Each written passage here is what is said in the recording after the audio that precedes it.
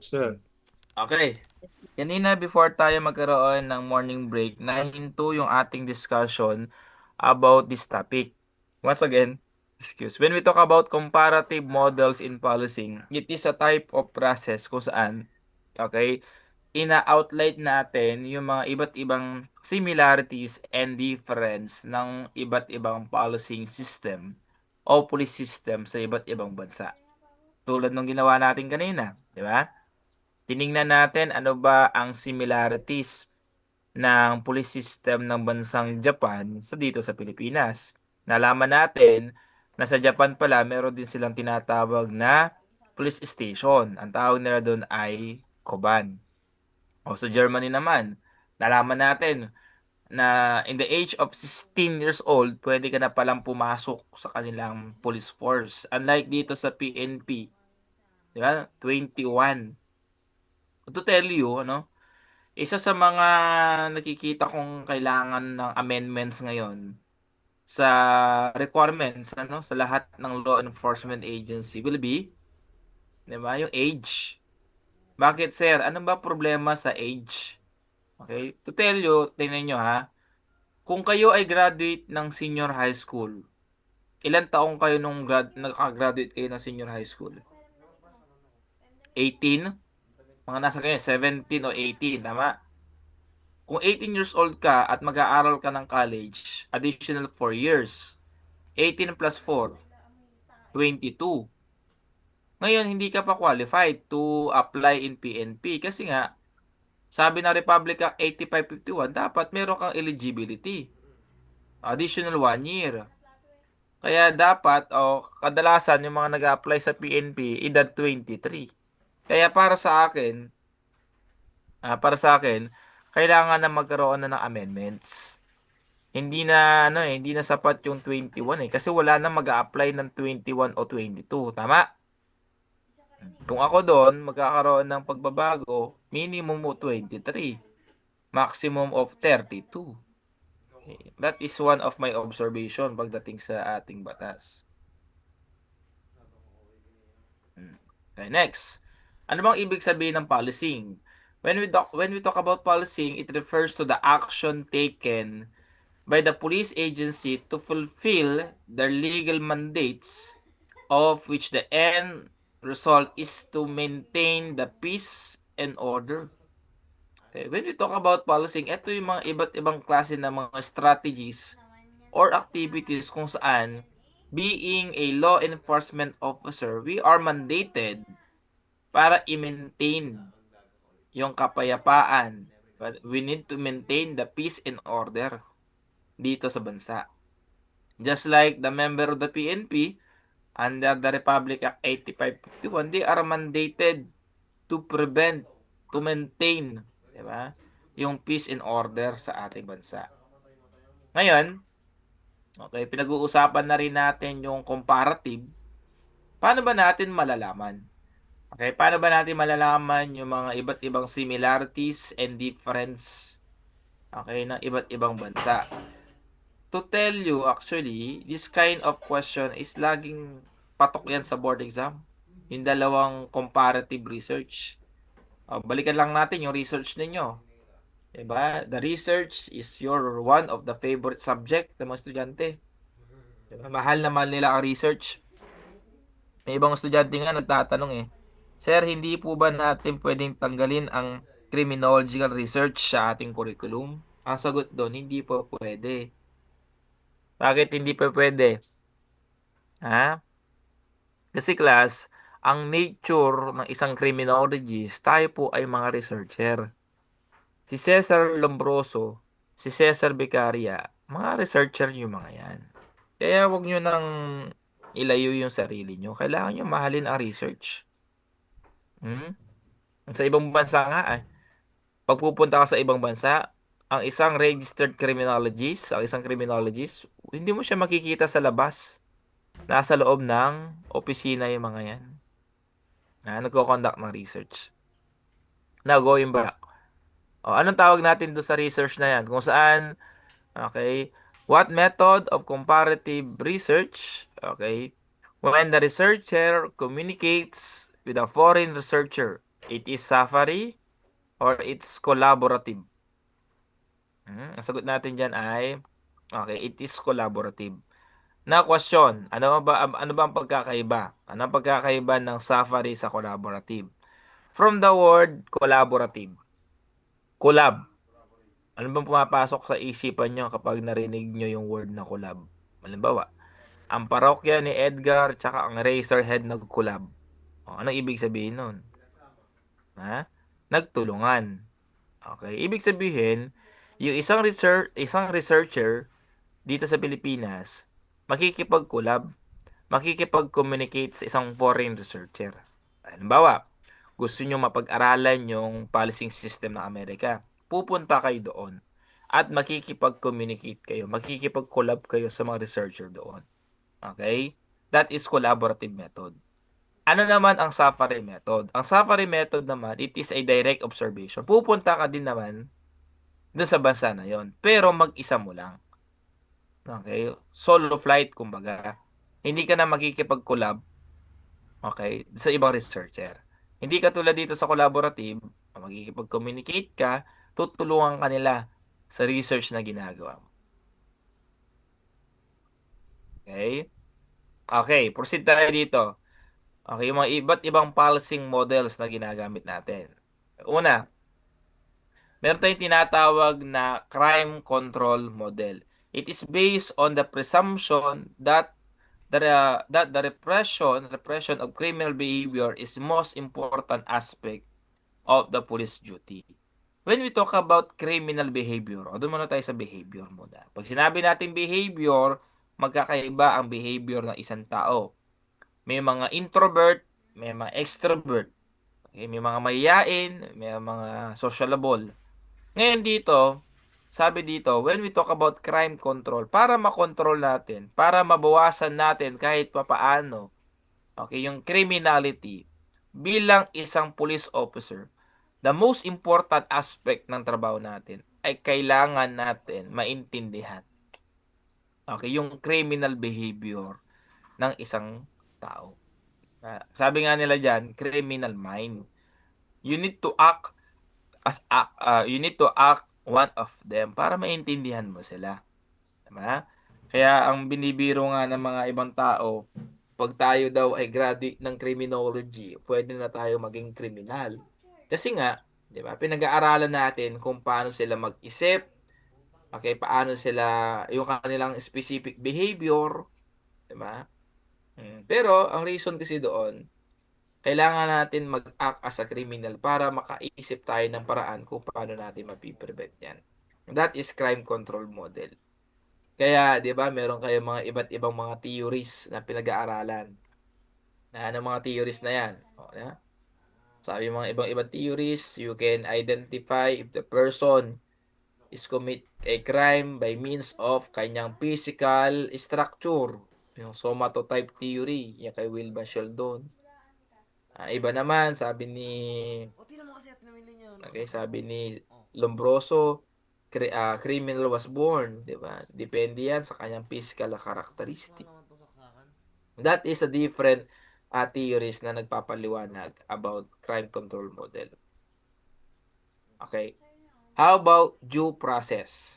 Pag sinabi natin due process, it is the protection and providing due process is the main objective of the policy. Question, kung kayo ang tatanungin, di ba pag sinabi natin due process, binibigyan ng pagkakataon ang isang tao to protect and defend themselves. Question, saan unang ginamit o saan unang in-apply ang due process sa buong mundo? Trivia, saan? Saan unang ginamit ang due process? Anyone?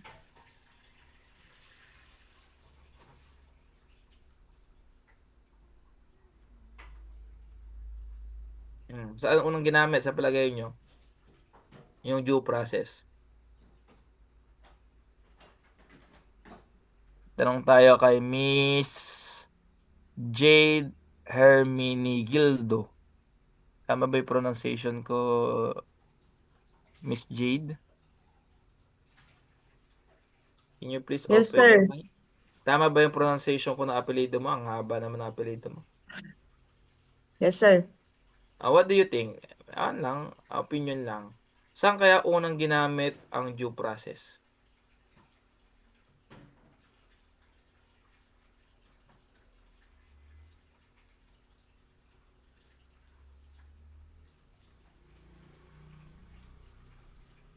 Sa batas, sir.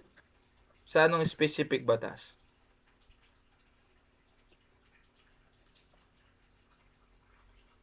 Do you have any idea?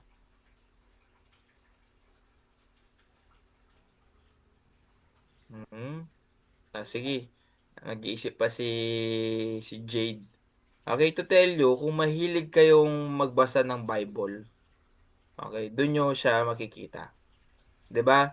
Based on the Bible, sino ba ang unang kinreate ni God?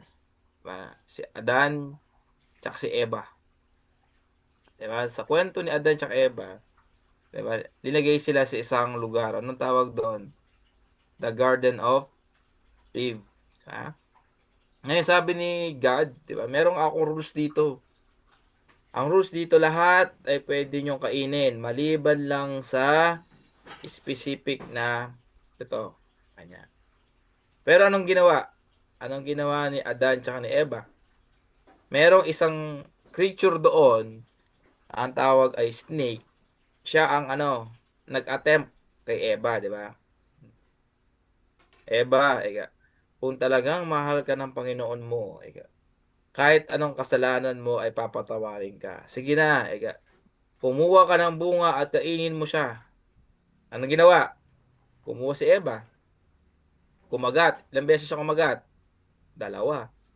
Tapos anong ginawa? Dinamay niya pa si Adan. O Adan, kumagat ka din. Ayaw ni Adan. Diba? Hindi, kumagat ka din. Kung talagang mahal mo ako, kakagat ka.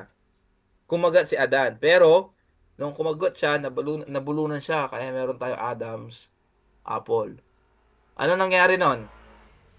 Nagdilim ang buong kalangitan. Tapos meron silang boses na narinig. Oh. Anong ginawa ng Panginoon nun? Pinarusahan ba silang dalawa? Hindi. Hinayaan mo na silang magpaliwanag. O Eva, Adan, ano ba ang naging dahilan nyo kung bakit nyo sinuway yung aking utos? Pinaliwanag nila. Ito po kasing isang creature dito, kami po ay ina-attempt na gawin. Hindi nalaman ng Panginoon. Ngayon, class, ang ginawa ng Panginoon, dinepende niya ang parusa sa kanilang ginawang kasalanan. Ikaw, kanya, Adan, dahil isang beses ka kumagat, habang buhay kang mapapagod. Okay, kailangan mong magpagod, kailangan mong magtrabaho para sa pamilya mo. Kaya tingnan nyo, ang mga lalaki, sila ang provider ng pamilya. Sila ang haligi. Ikaw, Eva, ilang beses kang kumagat? Dalawa. Ikaw, Eva, okay, kada buwan, ikaw ay may hirapan. Kaya kayo mga babae, nagkakaroon kayo ng monthly period. At sabi ng Panginoon, sa pagkakataon sa inyong buhay, ang buhay nyo ay malalagay sa peligro. Kaya kapag kayo ladies ay nanganganak, 'di ba? Delikado ang inyong buhay. Ngayon, sino ang pinaka-principal? Yung snake, 'di ba? Ikaw snake, ikaw ang naging dahilan kung bakit nagkakaganito ang mga tao dito.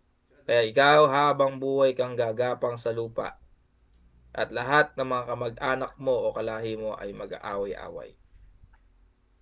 Yung bang ginawa ni God doon sa senaryo na binigay ko, it is a due process? The answer is yes. Sa korte, binibigyan ng pagkakataon ang bawat partido to defend themselves. Then yung kanilang penalty ay nakadepende dun sa kanilang action. We are very lucky. Magpasalamat tayo. Kasi meron na tayong tinatawag na Philippine Criminal Justice System. Kung hindi, baka hanggang ngayon, trial by ordeal pa rin ang ating ginagamit. Kung gusto nyo, Kausapin natin si Attorney Ramil Gabao. Are you familiar about Attorney Ramil Gabao? Yung chairman ng PRB. Sabihin natin, wag na kayo mag-take ng board exam. Trial by ordeal na lang ang gawin natin. Dadali namin kayo sa West Philippine Sea. Ang makakabalik na 5 araw dito sa Pilipinas na buhay, registered criminologist na. Papayag kayo? Siyempre hindi. Diba? Hindi kayo papayag. Kaya ulitin ko, we are very lucky. Okay. Ito po yung iba't ibang klase. Okay, the different types of policing model. Una, yung tinatawag nating reactive policing or the traditional policing. Dito class, pag sinabi nating reactive, kabaliktaran niya ng tinatawag nating proactive. Sa proactive kasi class, ang ginagawa natin, bago pa mangyari ang isang crime, o bago pa mangyari ang isang incident, nagko-conduct na tayo ng iba't ibang policy. Nagko-conduct na tayo ng iba't ibang klase ng plano para in case man na dumating yung incident na yan, tayo, ready tayo. Ibig sabihin, nauna ang policing before magkaroon ng crime. Nauna muna ang plano before mangyari ang crime. Sa reactive, baligtad. From the word react, ang mauuna muna will be the crime, yung incident. Then, doon pa lang tayo iisip ng policing. Doon pa lang tayo mag-iisip ng plano kung paano natin gagawin. Example, di ba? Police respond when a call comes in stating that the crime has occurred. Di ba? Magre-react lang tayo kapag meron tayong na-receive na text message o tawag na merong crime na nangyari. Ngayon, upon the arrival, okay, upon the arrival in the crime scene, okay, ang gagawin, okay, patrol service takes a report, then passes the investigation over the detective branch. At this point, okay, the patrol service officer will return to their patrol vehicle or station awaiting to the next call out. That is a good example of reactive. Okay? Then, in this response, we are based on the supply and demand. Are you familiar about supply and demand? Kadalasan ang supply and demand, ginagamit natin yan sa drugs under the Republic Act 9165. In order to prevent the illegal drug cases, pwede mong bawasan ang supply or bawasan ang demand. Example, supply.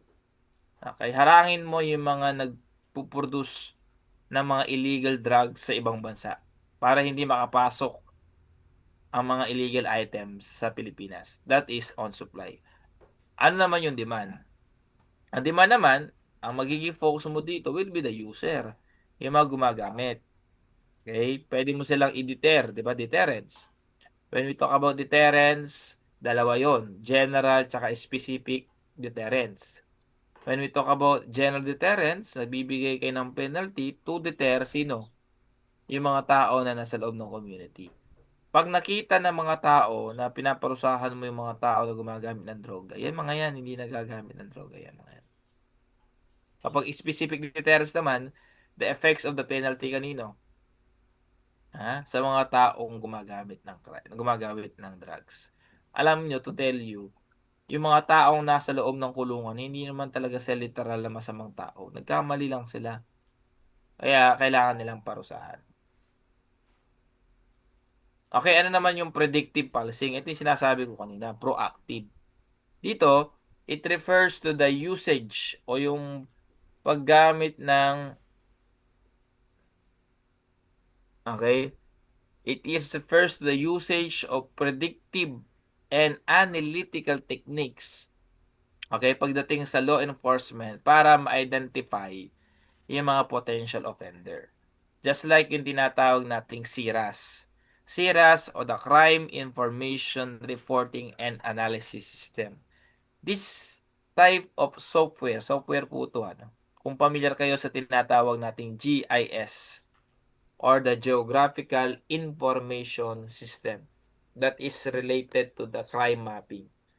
Okay, it is a powerful software kung saan ginagamit ito ng mga iba't ibang law enforcement agency para ma-identify yung location, okay, ng kanilang area of responsibility kung saan mataas yung kanilang crime rate. O trivia, sa buong Pilipinas, sinong regional offices o regional office ng PNP ang unang gumamit ng GIS? Region 1, Region 2, Region 3, or Cordillera?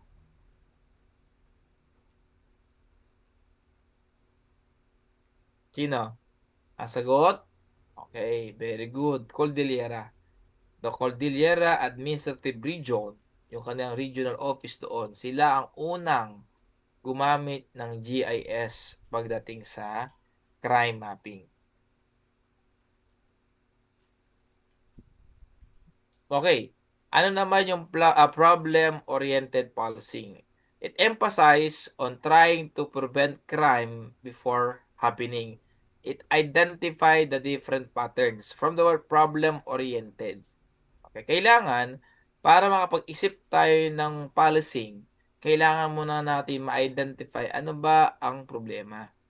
Napakahirap naman magsolusyon ng problema o mag-isip ng solusyon kung hindi natin alam ang problema. Para ka lang merong helmet, di ba? Pero wala ka namang motor. That is problem-oriented policing. Diyan po natin ginagamit yung method na yung kung familiar kayo sa yan, the SARA method. Ano ang SARA method? S stands for scan, A for analyze, R for response, A for assess. Oh. That is the SARA method. Yan, that is a good method kapag problem-oriented policing ang pinag-uusapan. Okay. Number 4. Sa pang-apat naman, community-oriented policing. Dito, kung familiar kayo kay father of modern policing with the name of Robert Peel, si Sir Robert Peel. Ano sabi ni Robert Peel doon? Sabi niya, meron siyang famous na quotation na the public is the police, police is the public. Ine-emphasize ni Robert Peel na dapat ang PNP at ang community, they need to build their connection. Dapat hindi nawawala ang connection, hindi nawawala ang communication at yung tiwala sa bawat isa. Kasi hindi magagampanan ng PNP ang kanilang trabaho kung hindi nagpa-participate ang community. Sino yung community ang tinutukoy niya diyan? Tayo. Tayong mga tao o yung mga citizen. Kasi tingnan niyo, hindi niyo ba napapansin? Okay?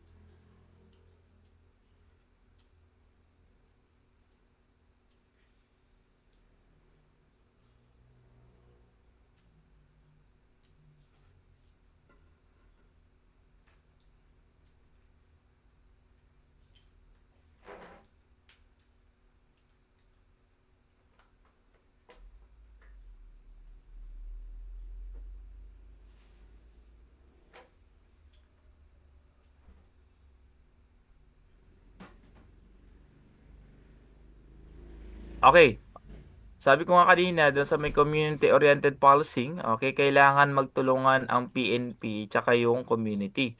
Okay, kasi kung mapapansin nyo, di ba? Based on the information na nakukuha ng mga member ng community, nawawala ngayon yung tiwala ng mga tao sa pulis. Kapag ganun, hindi magpe-perform na maayos ang PNP in their respective function. Okay, ano naman yung reassurance policy? It is a type of strategy that focus on making the community feel safer by means of identifying yung mga specific signals ng mga crime. Example, 'di ba, yung vandalism. Kung titingnan natin yung vandalism, it is a type of incident or it is a type of crime na hindi naman siya ganun kalala. 'Di ba? Ang ginagawa lang kasi ng mga ibang tao, ginagawa nilang, 'di ba, blackboard o whiteboard yung mga pader kung ano-ano na lang ang sinusulat nila. 'Di ba? Yes, tama naman. Meron tayong tinatawag na freedom of expression. You can express anything na gusto mong sabihin. Pero, sa lahat ng mga rights natin, kailangan natin siyang i-regulate. Example, okay, meron kang karapatan na sabihin kung ano man ang gusto mong sabihin. Ang problema, yung content na sinasabi mo, pwede siyang makapanira ng ibang tao. Kapag ganon, that is libel. Tama? Bawal yun. Sir, paano kung wala namang problema sa content? Ano ba, ang gusto lang namin ay itaas ang sahod, di ba? Itaas ang sahod. Itaas ang sahod. Okay? Pero ang ginawa mo naman, di ba? Ginawa mo yan sa mga private places. Bawal din. O kaya, hindi mo siya ginawa sa private places, sinulat mo naman sa pader. Bawal din yun. That is vandalism. Yun ang tinitingnan ng reassurance policy. Fino-focus niya yung kanyang strategy by means of addressing yung mga signs ng mga crime na pwedeng mangyari. Okay. Ano naman yung intelligence-led policing? ILP use the data o yung tinatawag nating intelligence. Remember this one. Magkaiba yung tinatawag nating intelligence sa tinatawag nating information. Pag sinabi nating intelligence, it is a information na dumaan doon sa tinatawag nating intelligence cycle. Ano ngayon yung tinatawag nating intelligence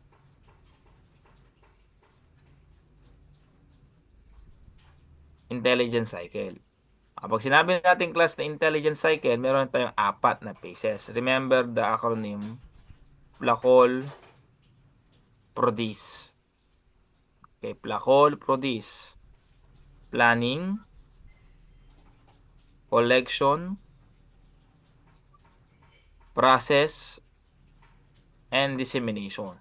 That is the core cycle ng intelligence. Before maging intelligence, okay, ang information ay kailangan niya munang dumaan sa apat. Ngayon, kapag dumaan niya, malalaman natin if the information is relevant or hindi. That is the meaning of intelligence. Okay? Now, yung question. Pinag-uusapan na rin natin yung intelligence. Ano ang sagot nyo dito? It is a discrete observation of person, place, or event.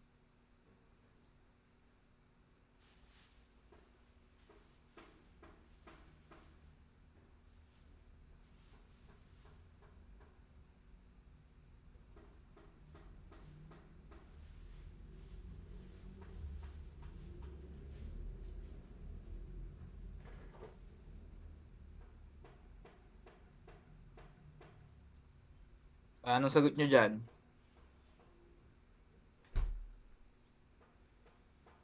Hmm? It is a discrete observation of person, place, or event. Okay, majority ng mga sagot ay letter A. Ang sagot natin dyan ay, very good, that is surveillance. Pero kapag sinabi kasi natin class na discrete, it is a secret. Okay, patago mong inoobserbahan ang isang tao, isang lugar, o isang event in order to obtain an information. Pero kapag ang tinanong, it is a discrete observation of person, tao lang ha, hindi po yan magiging surveillance. It is tailing or shadowing. Kasi ang tinutukoy na dyan, it is a observation lang, tao lang.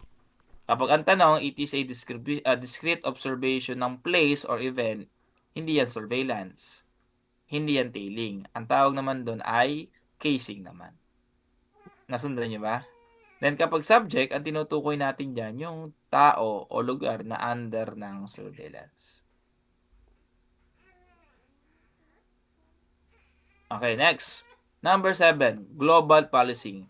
Indicates those form of policing that are fully global in scope. Ang good example natin dyan, yung tinatawag nating Interpol. The Interpol. Question, anong ibig sabihin ng Interpol? Hindi international police ha. Ang ibig sabihin ng Interpol ay ICPO. ICPO stands for International Criminal Police Organization. Okay? That is ICPO. Hindi po international police lamang ha. International Criminal Police Organization. Yung kanilang HQ o yung kanilang headquarters ay matatagpuan natin sa Lyon, France. Okay, ngayon, yung Interpol na yan, it is considered as global policing. Kasi yung kanilang function, hindi lang po nakafocus sa isang bansa. It is international. Di ba? Tinutulungan nila ang iba't ibang bansa in order to prevent yung tinatawag nating transnational crime. Pag sinabi natin transnational crime, it is a type of crime that committed across the border. Pag sinabi natin across the border, yung crime na na-commit mo, hindi lang isang bansa ang apektado. Apektado yung iba't ibang klase ng bansa. Ang good example natin dyan, yung ano? Example ng transnational crime, yung tinatawag nating cybercrime. Kapag cybercrime, ang tinutukoy, sino ang unang pumapasok sa isipan nyo? Pag cybercrime sa Pilipinas, si Chito Miranda. Hindi. Si Onel de Guzman.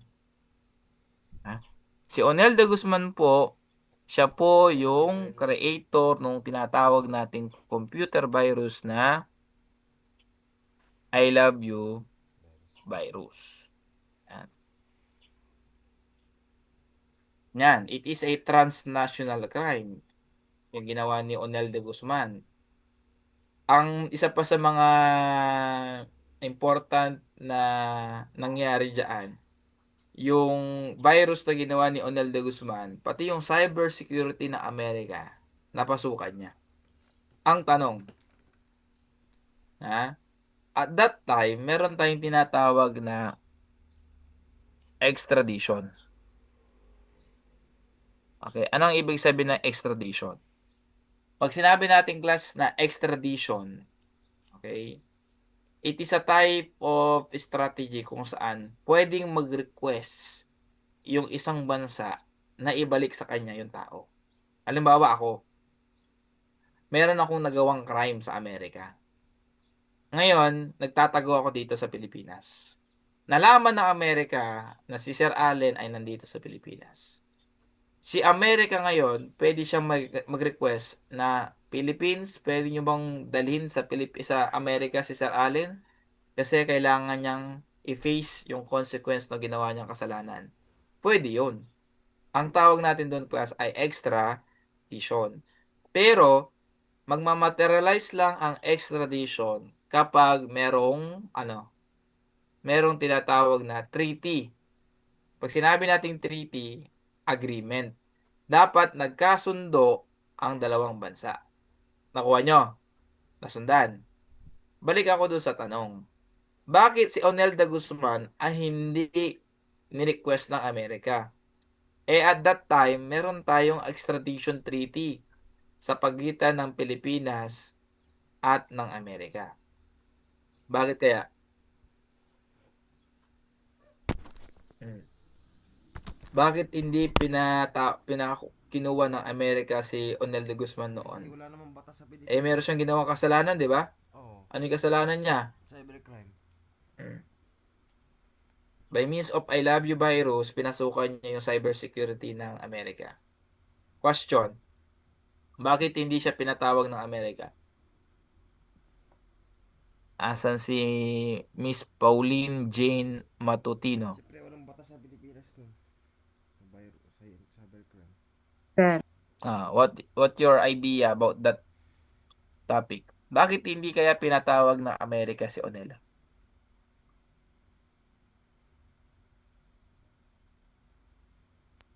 Ano sir, tawag doon? Wala pang batas sir ng ano?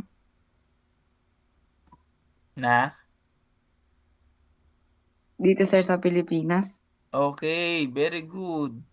Kasi class, isa sa mga requirements noon para mag-materialize ang extradition ay dapat yung crime na nakomit ng tao is both punishable in both country.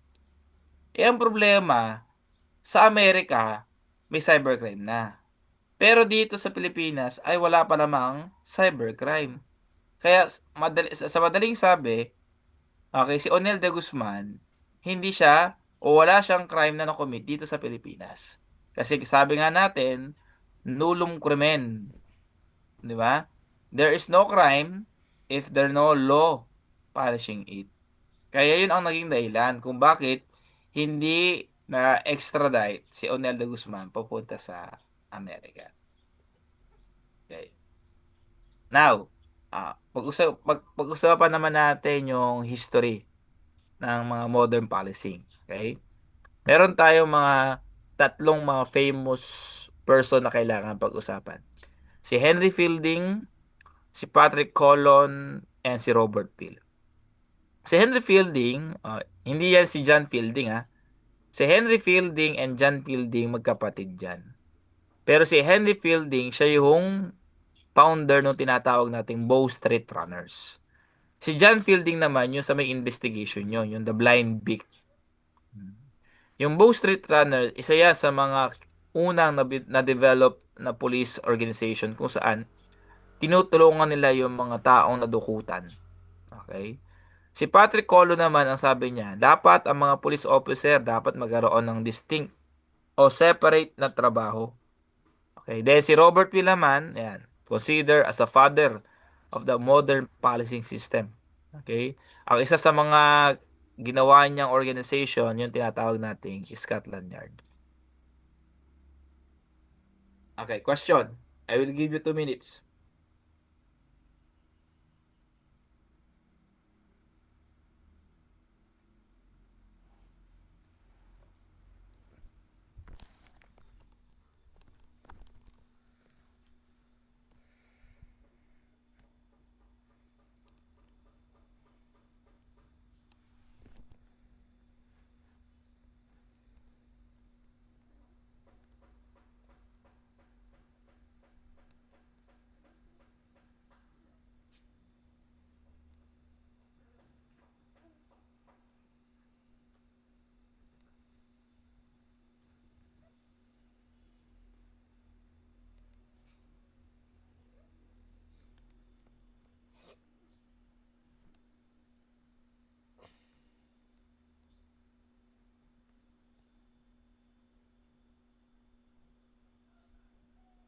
Okay, anong sagot natin? It refers to the package of transnational flow of people, investment, information, production, ideas, and authority. That is globalization. Okay? When we talk about globalization, ladies and gentlemen, it refers to the interaction among the different countries. Ang pinaka main purpose kasi ng globalization is to develop the global economy. In terms of economy, okay, malaking tulong yan sa mga bansa, just like the Philippines. Kapag ang Pilipinas ay nagkaroon ng open country, ibig sabihin, inopen natin ang ating bansa to different countries. Kung sino gusto mag-invest, mag-invest. Nakakatulong yan to develop our economy. Pero pagdating sa law enforcement sector, mahirap yan. Bakit siya mahirap? Kasi kapag binigyan mo ng pagkakataon ang ibang bansa na pumasok dito, may possibility na magkaroon ng global connection ang mga local terrorist natin dito sa international terrorist. Kaya pag minsan, nagtataka yung mga, di ba, yung mga PNP. Bakit yung mga local terrorist natin dito, may mga pondo sila, meron silang mga funds, magaganda yung kanilang mga firearms. Then, suddenly, malalaman pala na meron pala silang connection sa mga international groups tulad ng Al-Qaeda and ISIS. Yun ang epekto ng tinatawag nating globalization. Okay? Aside from that, this will be the different threats. Okay? Threats pagdating sa mga law enforcement na gawa ng globalization. Una-una, tataas. Tataas ang volume about the human rights violation. Okay? When we talk about human rights, it's very important. Dito nga sa PNP, di ba? Laging kalaban ng PNP ang ating CHR or the Commission on Human Rights. Diba? Kasi kahit na ipagpatupad natin yung batas, kailangan natin i-maintain ang karapatan ng mga bawat tao. Oh, yun na isa sa mga threat ng globalization. Tataas ang bilang ng human rights violation. Pangalawa, diba? Magkakaroon ng tinatawag nating conflict. Pag sinabi nating conflict, okay, it is about misunderstanding. Di ba nga? Ang dalawang tao nga, pag minsan nagkakaroon ng misunderstanding. Paano pa kaya yung dalawang bansa? Na dalawang bansa na magkaiba yung kanilang kultura. Di ba? Yun ang isa sa mga threats. Pangatlo, okay, possible na pwede magkaroon ng transnational criminal network.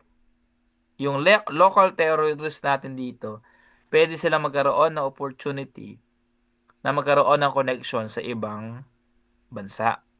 Okay? By means of what? By means of drug trafficking, by means of money laundering, and terrorism. Pag sinabi nating money laundering and terrorism, magkaiba yan. Kung familiar kayo sa tinatawag nating mga terrorist groups, okay, meron din tayong tinatawag na OCG or Organized Criminal Group. Pag sinabi nating terrorist groups and organized criminal group, they are considered as illegal. It is considered as illegal groups. Okay? Ang purpose ng terrorist group is syempre more on terrorism. Pag sinabi nating terrorism, okay, from the word terror, gusto nila mag-spread ng tinatawag nating fear. Gumagawa sila ng illegal activities para manakot. Pero kapag sinabi nating OCG or Organized Criminal Group, gumagawa sila ng illegal activity by means of what? Anong dahilan? Para magkaroon ng tinatawag nating profit. Gusto nilang kumita. Okay? Ngayon, yung money laundering, it is a type of criminal activity kung saan yung illegal na pera, kino-convert natin on legal matter. Okay, example, kidnap for ransom. Di ba, merong perang involved. Ngayon yung pera na galing sa masama, pwede natin idaan sa money laundering. From the word laundry kasi yan eh. Di ba, laundry, kapag ang damit natin ay madumi, pinapalaundry natin para maging malinis. Pero dito, hindi damit ang pinapalaundry. Yung pera ang lilinisin natin. Para mangyari yan, merong stages ang money laundering. Okay, stages of money laundering. Ilan yun? 3. Para hindi nyo makalimutan, tatandaan nyo yung acronym na PLEA. Ano yung PLEA? P stands for placement. L stands for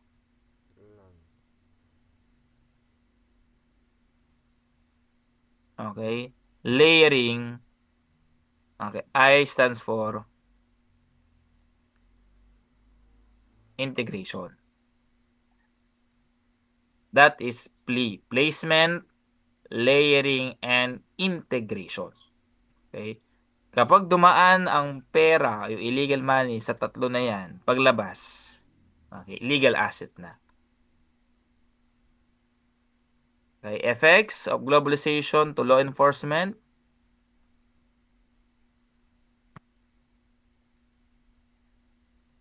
Okay, o una, facilitation of transnational crime and criminal can be easily achieved. There is a need for transnational policing. The cooperation among the police organization in the world is vital. Okay, ano ibig sabihin yan? Nabanggit ko nga na magkakaroon ng pagkakataon na magkaroon ng connection, okay, yung mga criminals natin sa iba't ibang mundo. Kasi pag sinabi nating transnational crime, mahirap yung i-prevent. Bakit mahirap i-prevent? Kasi hindi lang naman yan limited sa isang bansa. It is across the border. Then ang tanong, yung ating mga police officer, yung mga police officer ba natin, they are ready ba? Okay, they are ready para i-prevent yung mga transnational crime. Dito nga sa Pilipinas, kung hindi lang ginawa ni Onel de Guzman yung I love you virus, hindi tayo magkakaroon ng cybercrime law. Then, aminin natin, our police officer, hindi pa sila masyadong equipped. Kulang pa sila sa mga trainings and seminar kung paano mapiprevent ang transnational crime. Yan. Training instruction for the incoming law enforcement officer, including advanced computer to prevent them as a cyber cops. Okay? Kaya ang PNP, gumawa sila ng panibagong unit. Anong unit yon? Yung Anti-Cybercrime Unit Division. Nung kinreate nila yung cybercrime, nagkaroon ngayon ng pagkakataon na mag-open ng lateral entry. Are you familiar about lateral entry? Ang lateral entry, ito yung programa ng PNP kung saan binibigyan nila ng opportunity yung mga non-commissioned officer para maging commissioned officer. Ang pinakasikat ng mga lateral entry, yung tatlo. Ano yung una? Sa lateral entry.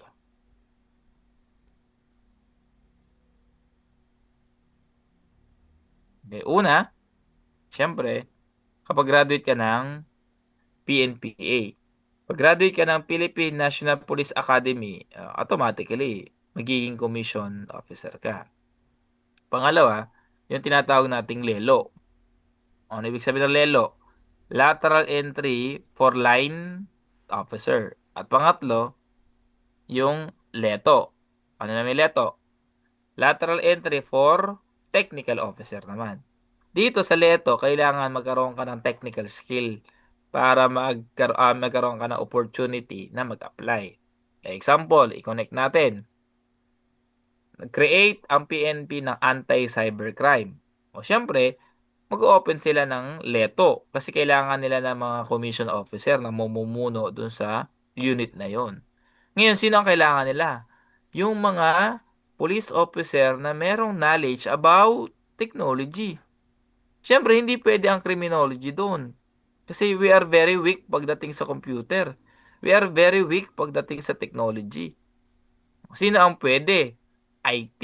Ayun. Kaya kung nabalitaan nyo, madami yung mga IT na patrolman na na-promote from patrolman naging police lieutenant. That is about lateral entry.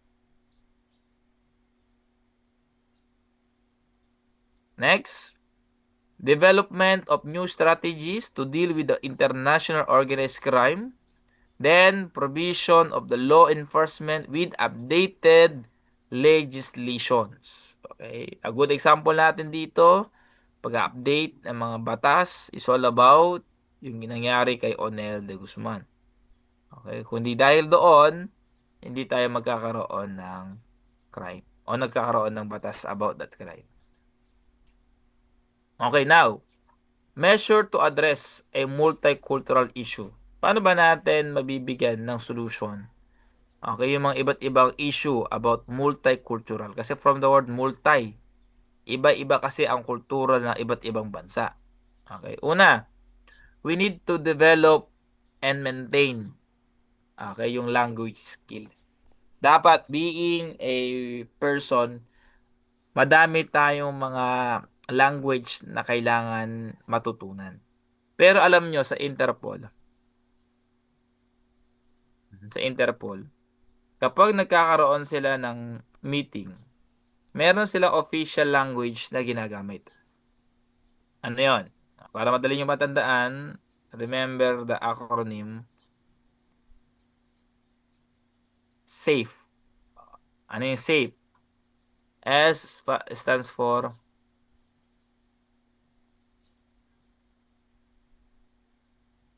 Spanish, A for Arabic, Arabic, F for Filipino, French, French, E for English.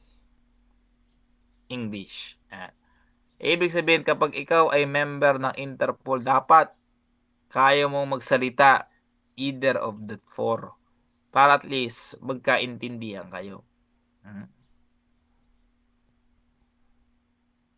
Ano pa? Develop an understanding about the cultural issue and be open and accessible to all groups, offering services in unbiased manner. Ibig sabihin, kapag may mga bansa na nangangailangan ng tulong, kailangan i-open natin yung ating bansa sa kanila. Okay? Kumbaga, give and take. Pag tinulungan natin sila, darating ang pagkakataon na kailangan din natin ang tulong nila. Okay? Foster of sense of trust and rapport. When we talk about rapport, pagdating sa investigation, di ba? It is a mutual understanding between two. O dito naman, mutual understanding between different countries. Then, monitor demographic and social trends and strive to prevent intergroup conflict. Okay, and demonstrate ay Kakain ka na. Kumain na ako. intercultural aspects. Okay, next topic natin will be the different police effort and strategy against the globalization of crime. Okay, unang strategy natin, okay, we need to conduct yung tinatawag nating strategic plan. Pag sinabi po nating class na strategic plan, iba yan sa tinatawag nating operational plan. Strategic plan, it is a type of plan na yung magiging effects ng planong gagawin natin, hindi natin siya agad ma-achieve in the short period of time. It is a long-term preparation. Okay? Ang sabi dyan, fighting a global crime is not just about solving an individual cases. It is about understanding the network behind this crime. Since this group often work across the border, okay, they have a stronger cooperation between local and international agency. Ito na lang yung mga simpleng kaso sa Pilipinas, napakahirap i-prevent, i-suppress. Paano pa? Kapag yung crime na ipiprevent mo, global, hindi lang isang bansa. Diba? Yung mga criminal na gumagawa ng mga global crime, ang kanilang modus operandi, hindi lang naman focus sa isang bansa. It is implemented sa lahat ng bansa. Kaya dapat makapag-isip tayo ng magandang strategic planning dyan. Okay? Training international investigators. Ang Interpol, yan ang isa sa mga function niya. Ang Interpol, hindi po siya nakikialam sa mga domestic cases. Hindi siya nagko-conduct ng arrest. Si Interpol, ang kadalasang ginagawa niya, dalawang bagay. tumutulong siya sa iba't ibang bansa by means of dissemination information or nagpo-provide siya ng mga libreng training para sa mga member ng mga police department ng iba't ibang bansa. Ano ang pinaka-purpose? Para ma-develop yung mga language skill at para magkaroon ng specialized training ang mga police officer in terms sa mga ganitong kaso. Improving information collection and analysis. Ang Interpol class, meron silang tinatawag na system na I-24/7. It is a type of database, from the word database. Okay, lahat ng mga information na nakakalap ng Interpol, dyan nila linalagay. Ngayon, pwede tayong mag-request sa Interpol ng mga information na kinakailangan natin. Tulad nung yung sa may SAP 44, kung nabalitaan nyo sa may SAP 44. Ang tao na nagbigay ng information sa atin kung saan ang location ni Marwan, okay, ang nagbigay doon will be the Interpol, the International Criminal Police Organization. Nagbigay sila ng tinatawag nating red notice. Pag sinabi nating red notice, it is a type of notice na nagbibigay sila ng information about sa mga wanted person. Ganun ang ginawa ng Interpol. Ganun sila nakakatulong. Mamaya pag-uusapan natin yung iba't ibang klase ng mga notices sa Interpol. Merong red, may blue, may yellow, may black. Siyempre, merong mga iba't ibang ibig sabihin yun.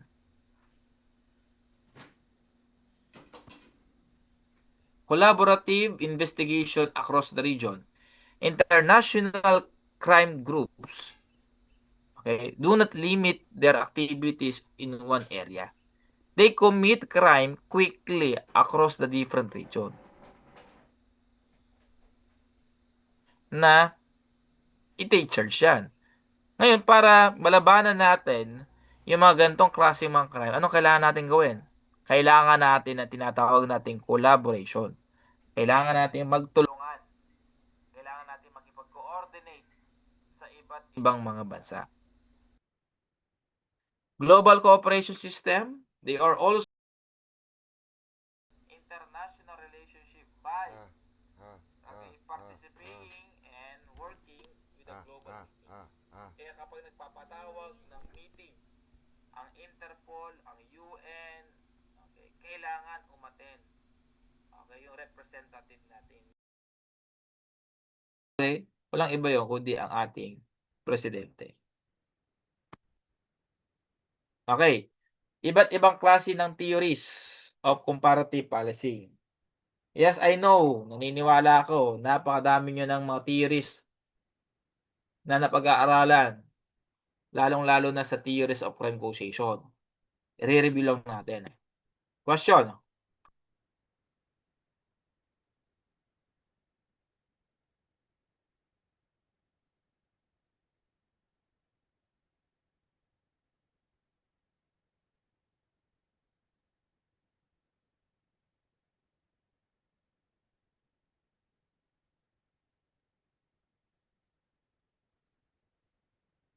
Anong sagot natin? Once again, you can use our chat box para masabi nyo po yung opinion ninyo, yung idea ninyo about this question.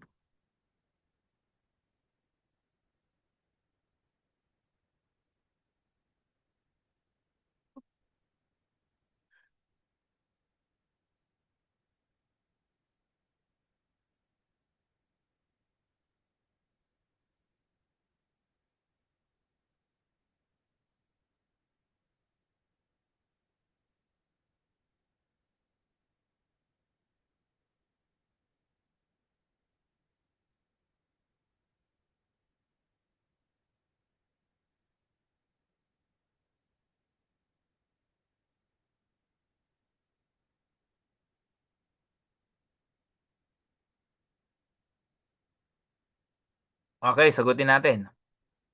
Okay, the question is pertains to based on the event When greater number of children are being born, as these baby booms grow up, delinquent subculture develop out of the adolescent identity crisis. What theory describe this? Demographic, modernization, economic or migration theory, or opportunity theory? Okay, ang sagot natin dyan ay, okay, ang sagot natin dyan is letter A, demographic theory. Paliwanag natin. Ito po yung iba't ibang klase ng mga theory na related sa comparative policing. Una, meron tayong tinatawag na alertness to crime theory. Okay? They report more crime to the police and demand the police to become more effective in solving crime problems. Anong ibig niya sabihin? According to this theory, okay, kailangan lahat ng mga information na nalalaman natin sa mga crime, kailangan natin nire-report natin 'to sa mga police officers. And by means of that, 'di ba, humihingi tayo ng demand sa kanila na umisip sila ng solusyon para dun sa specific problem. Dito class, kailangan ng participation ng mga member ng community. Pero ang sabi nga natin kanina, 'di ba, may mga iilan sa atin na ayaw na mag-report, okay, sa PNP. Ano ang nagiging dahilan nila? Unang-una, first reason, natatakot na sila. 'Di ba? Natatakot sila ng mag-report, baka madamay pa sila. Pangalawa, time consuming. Instead of pumunta ako sa police station, 'di ba? Mag-a-absent ako sa trabaho, 'wag na lang. That is alertness to crime theory.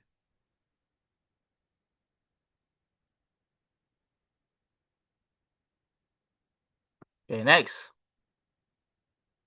Ano naman yung economic or migration theory? From the word migration. Ano ba pumapasok sa isipan nyo kapag sinabi nating migration? Example, yung kapitbahay mo, sabi sa inyo, "Oh, best friend, mamimiss kita kasi kailangan na namin mag-migrate." Ano ibig sabihin ng migration? Ibig sabihin, yung isang tao lilipat from one place to another. Ano ang nagiging cause nito? Kapag nagkakaroon ng migration, nagkakaroon ng overpopulation ang isang lugar. Just like dito sa Pilipinas. Ang mga tao sa mga bawat probinsya nag-graduate ng college at gustong magkaroon ng magandang income, saan sila pumupunta? Pumupunta sila sa mga Metro Manila. Sa Manila. Kasi ang Manila, madaming trabaho, mataas ang sahod. That is migration. Okay, lumilipat sila from Aurora to Manila. Okay, because of the maximize of income. Ngayon, ano ang magiging epekto? Nagiging overpopulated naman ngayon yung Metro Manila. Okay? Kaya, based on the research, di ba, habang ang lugar ay dumadami ang tao, tumataas ngayon ang criminality. That is economic or migration theory. A good example pa rin. Di nyo ba napapansin lahat ng mga magagaling na Pilipino, magaling na engineer, magaling na nurse, magaling na teacher, saan pumupunta? Pumupunta ng ibang bansa. Bakit? Anong reason? Same reason, common reason. Kasi naniniwala sila, yung sahod nila dito sa Pilipinas ng isang taon, kaya nilang sahuhurin doon na isang buwan lang. Ano magiging epekto? Bababa ngayon at babagsak yung ating economy. Okay, kapag bumagsak ang economy, nagkakaroon ng crime. Ano naman ang opportunity theory? Ito class, ang opportunity theory, it is part of the victim. Kung pamilyar kayo sa tinatawag nating victimology. Diba, when we talk about victimology, it is the study of the participation of the victim in the commission of crime. Kapag ang biktima, okay, ang isang tao ay masyado siyang careless, okay, halimbawa, sa sobrang yaman mo na, okay, Nagiging careless ka na, hindi mo na binibigyan ng importansya yung mga gamit mo. Okay? Ang magiging epekto nito, binibigyan mo ng opportunity ang isang tao na mag-commit ng crime. Halimbawa, sobrang yaman mo, 'di ba? Yung cellphone mo na iPhone, ang unit niya iPhone 36. 'Di ba? Ikaw pa lang ang meron noon. Anong ginagawa mo? Dahil sobrang yaman mo, kahit saan mo na lang 'to linalagay. Kasi kahit mawala yung cellphone mo, dahil sobrang yaman mo nga, pwede ka pa namang bumili ng bago. Sa part mo, walang epekto. Pero sa ibang tao, binibigyan mo ng opportunity yung mga tao na yan to commit crime. That is opportunity theory. Nakuha niyo ba? Nasundan? Thumbs up nga tayo kung naiintindihan.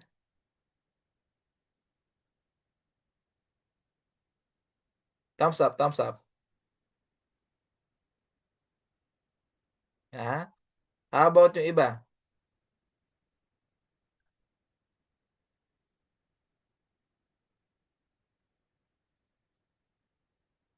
Ha? Naiintindihan ba yung iba't ibang mga theory? Ayan, okay. Now, next tayo. How about demographic theory? Yung kanina to. Diba? Sabi niyan, based on the event kung saan habang tumataas ang bilang ng mga batang pinapanganak, mataas ang possibility, okay, na tumaas din ang delinquency. Pag sinabi nating juvenile delinquency, it is a type of act na nakakapag-commit lang is yung mga juvenile. Pag sinabi naman natin juvenile, it refers to the person not more than 18. Or yung mga taong 18 years old but not are capable to defend, okay, to defend themselves. Ibig sabihin, hindi na nila kaya ipagtanggol yung kanilang sarili. Then, isa pa sa mga feature ng demographic theory, pinag-aaralan din niya yung characteristic ng population. Example, sa age. Okay? Sa palagay mo, Miss Abigail Empizo, pagdating sa age, sino ang kadalasan nakakapag-commit ng crime?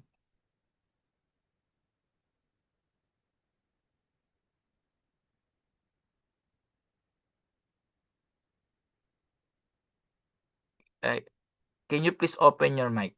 Hindi natin naririnig eh. Nakamute ka, kaibigan.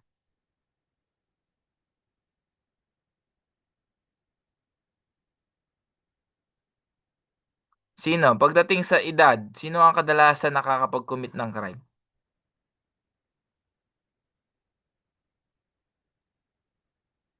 Sino? Miss Abigail Empizo. Sa palagay mo, sino? Ha? Nakamute ka, kaibigan.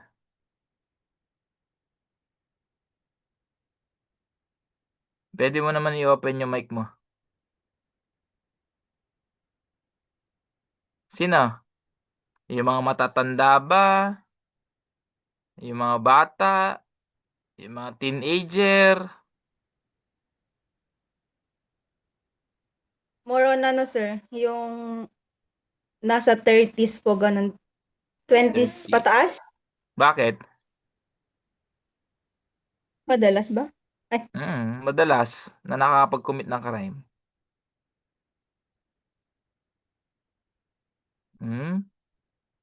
Okay, class, based on the demographic theory, kadalasan yung mga nasa teenager, yung mga kabataan. Bakit?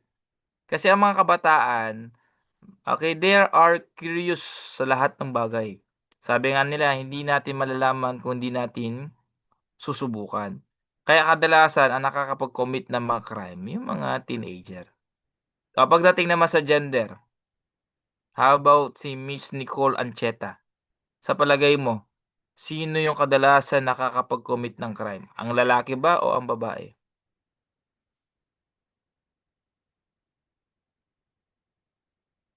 Lalaki po. Lalaki, bakit?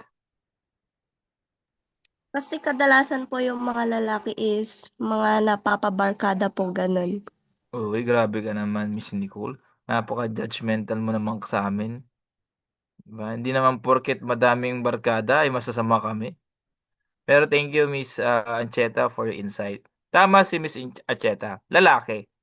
Pero ang reason ng demographic theory, kasi ang mga lalaki, we are powerful among women, di ba? Meron tayong mga strength. Okay, mas malakas tayo sa mga babae. Kaya kadalasan tayo ang nakakapag-commit ng mga crime. Okay, next. Ano naman yung tinatawag nating deprivation theory? Okay, pag sinabi nating deprivation theory, it holds the progress comes along with the rising expectation. From the word expectation, di ba? Sabi nga dyan, people at the bottom develop unrealistic expectation.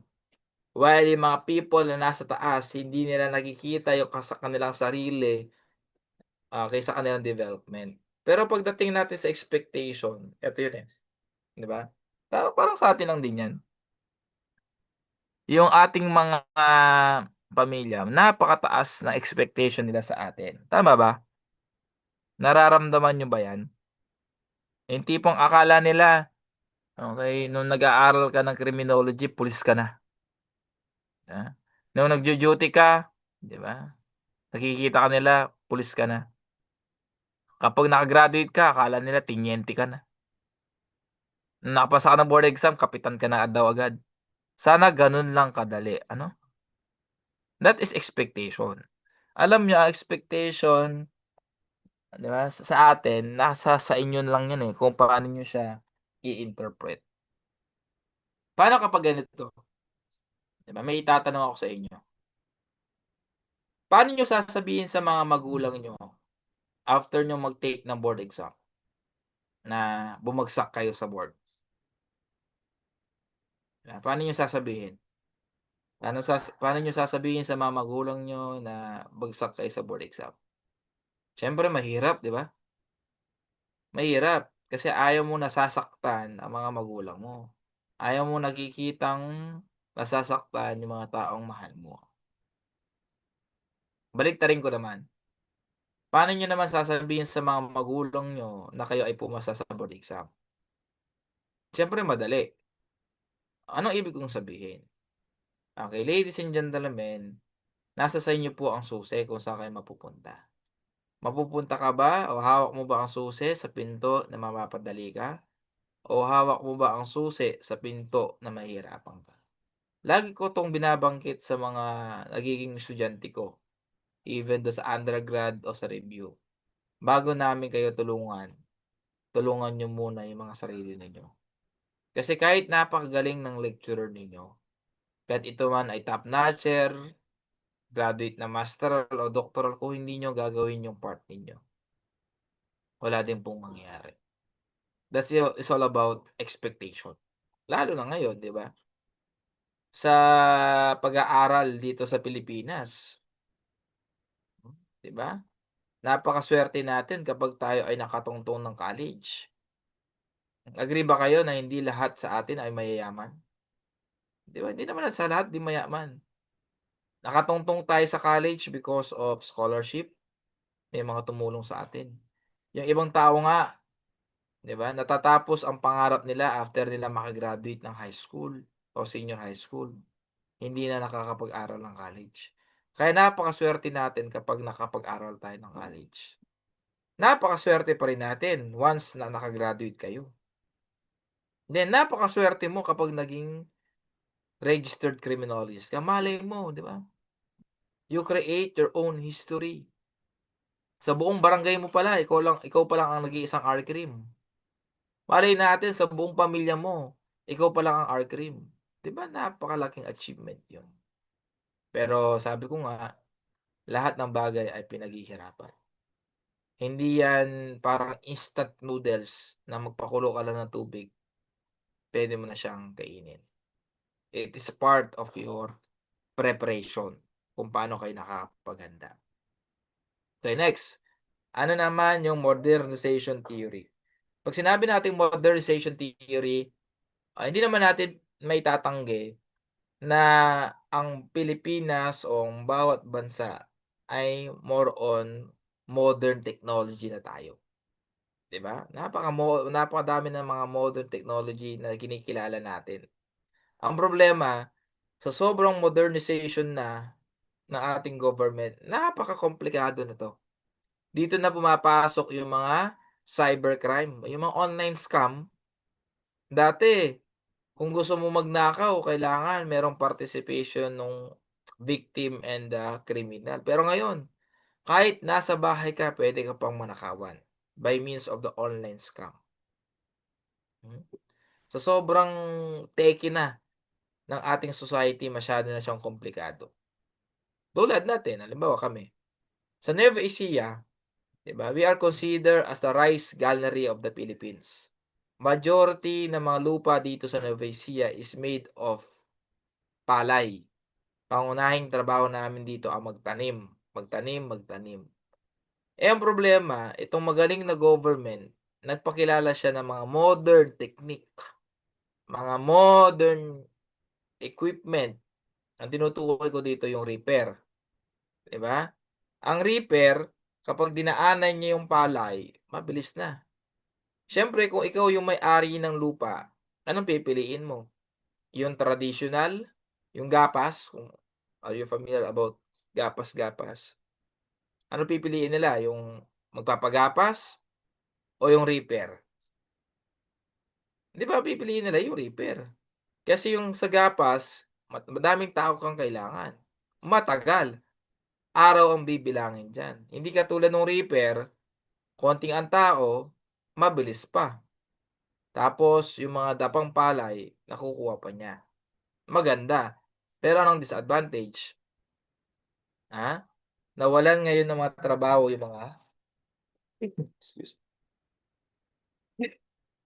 yung mga magsasaka. Hindi pa natapos dun, meron na rin ngayong mga machine sa pagtatanim ng palay. Kaya yung sinasabi nilang magtanim ay di biro, hindi na totoo yan. Madali na ngayon magtanim. Madali na ngayon magbukid. Pero meron siyang consequence. Ngayon, nababalitaan ko, meron daw mga bagong makinarya ngayon, ipapakilala ang ibang bansa. 'Di ba ang reaper kapag dinaanan niya yung palay, anong labas? Palay na, 'di ba? Ilalagay na lang sa sako. Ngayon meron daw ngayon, bago. 'Pag dinaanan ng reaper, ang labas, kanin na, 'di ba? Luto na.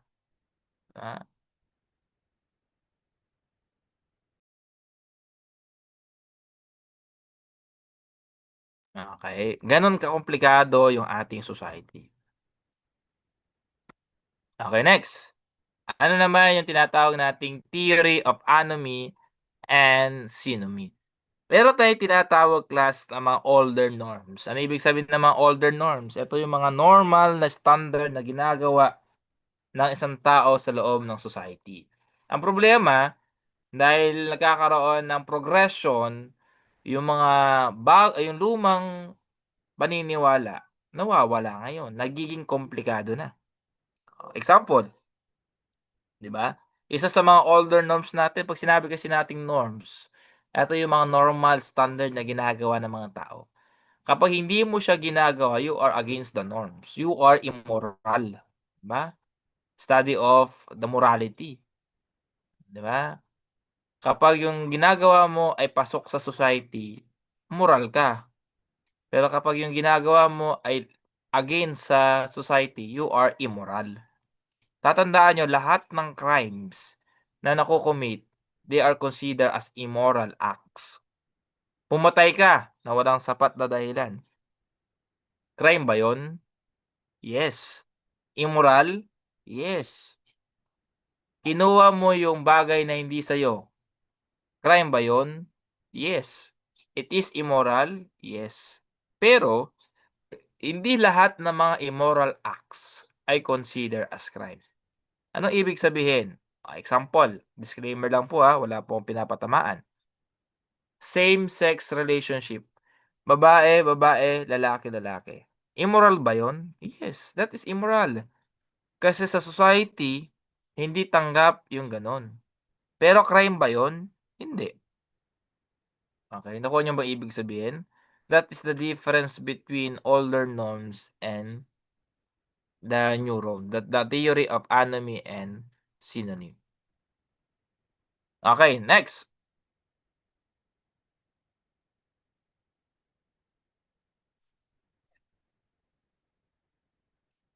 I will give you 2 minutes to answer.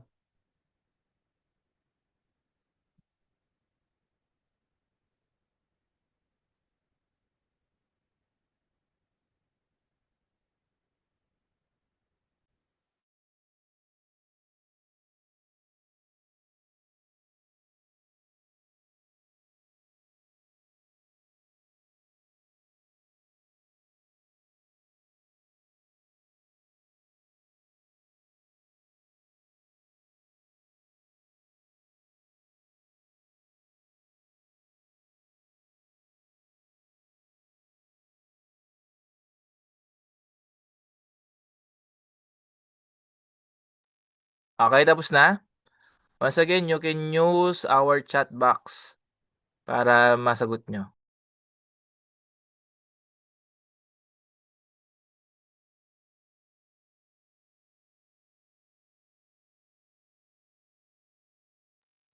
Okay.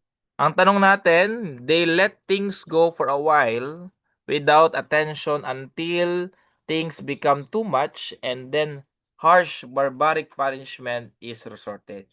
This question, ladies and gentlemen, is pertains to the different type of society at yung kanilang iba't ibang klase ng policing do sa kanilang lugar. Okay?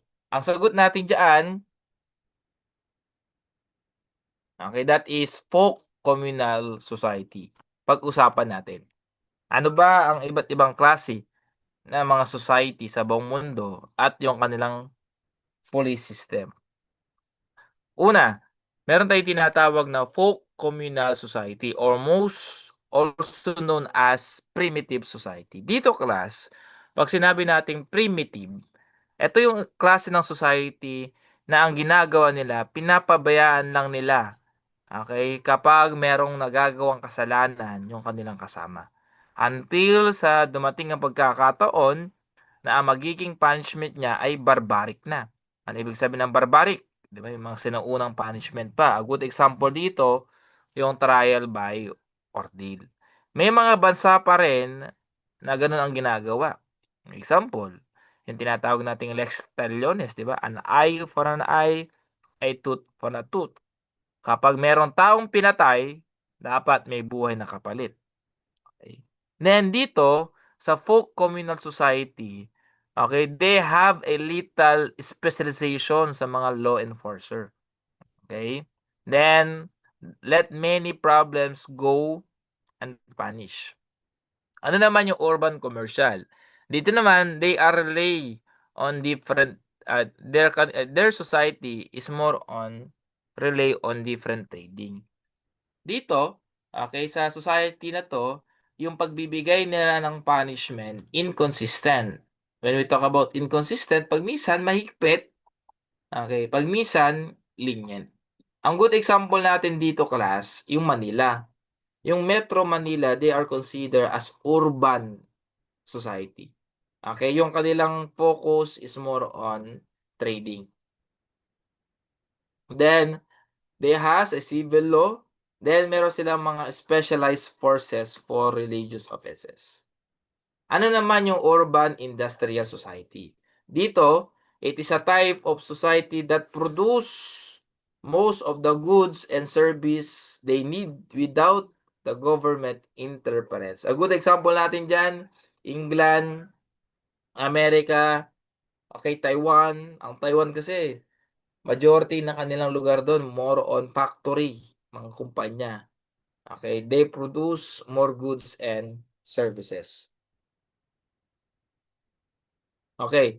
Ang bureaucratic society naman o modern post-industrial society, police officer focus most likely sa mga political crimes and terrorism. Ang good example natin pag sinabi nating bureaucratic, they have a certain rules and regulation na sinusunod sa loob ng society.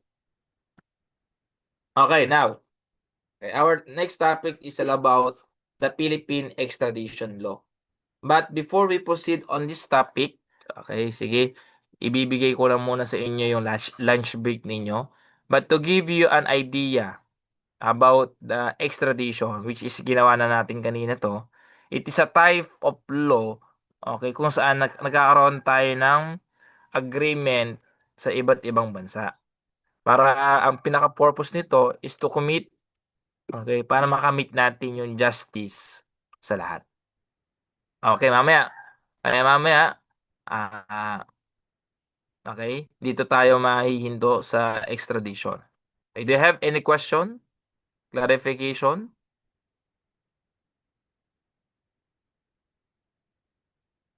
Okay, kung wala namang katanungan, okay, you may excuse, you can take your lunch and balik po kayo ng 1:00.